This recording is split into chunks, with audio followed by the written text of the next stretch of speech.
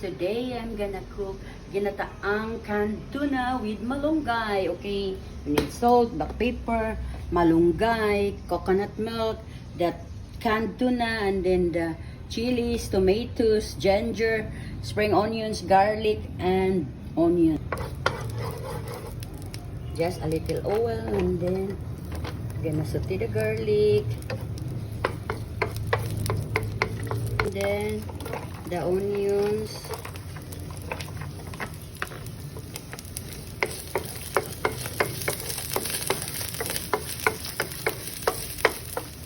All the ingredients, the ginger, tomatoes, and the chili.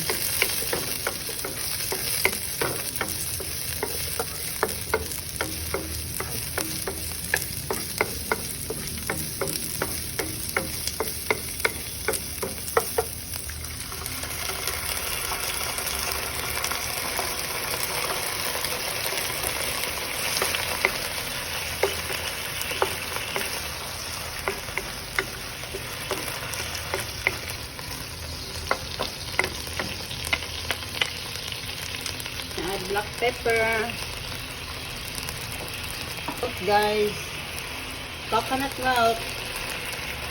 Okay.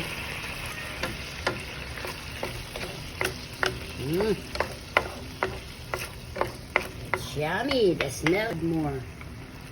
Okay, I think half of the coconut milk. The water from the canned tuna. Okay, guys. That's yummy. We're gonna add the malunggay.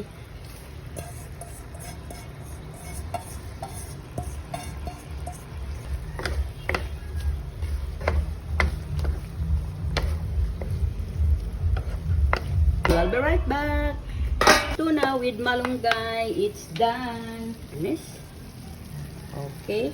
So that's it's done. Okay, it's tasting time. Okay. The malunggay.